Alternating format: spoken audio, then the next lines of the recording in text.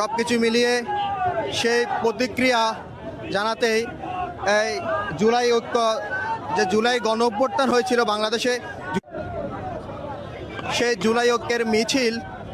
March to Indian high commission পূর্ব ঘোষিত কর্মসূচি। এই কর্মসূচিটি আমরা দেখতে পেয়েছি যে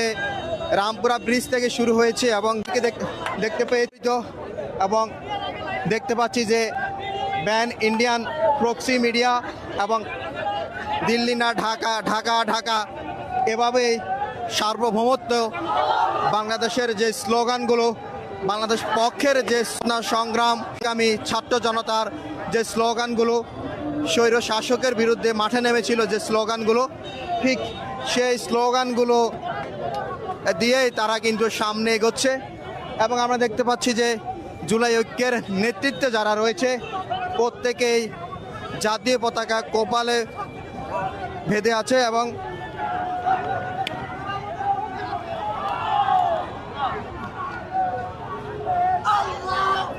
এবং দেখতে পাচ্ছেন দিল্লি না ঢাকা, ঢাকা ঢাকা এবং নারায়ে তাকবীর স্লোগান এবং এইসব স্লোগান নিয়ে কিন্তু তারা সামনে এগোচ্ছে। এবং আমরা দেখতে পাচ্ছি যে এই মিছিলে নারীদের পাশাপাশি কয়েকজন শিশুও রয়েছে।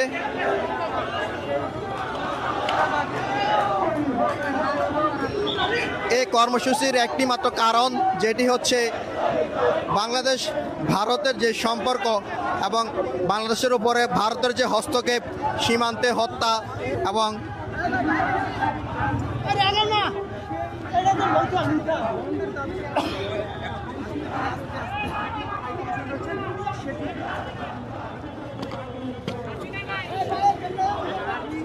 সীমান্তে হত্যা, এছাড়াও গণ অভ্যুত্থানের পরে প্রায় 2000 মানুষ হত্যার নেতৃত্বে যে ছিল আওয়ামী লীগ সরকার, সে আওয়ামী লীগের প্রধান ফ্যাসিস্ট শেখ হাসিনা ফাঁসির দণ্ডপ্রাপ্ত আসামি, সেও ভারতে আশ্রয় রয়েছে। এবং এছাড়াও তার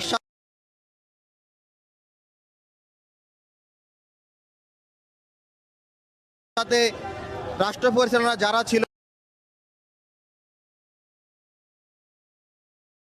সেই সময়ের গণহত্যার সাথে যারা নেতৃত্বে জড়িত ছিল, তারাও ভারতের আশ্রয়ে রয়েছে। এছাড়াও ঠিক গণ অভ্যুত্থানের পরেও বাংলাদেশের নিয়ে ষড়যন্ত্র করা এবং যে অভিযোগটি উঠেছে যে ভারত থেকে এসে বাংলাদেশে ষড়যন্ত্র করে হত্যার চেষ্টা করে ভারতে গিয়ে আবার পালানো, ঠিক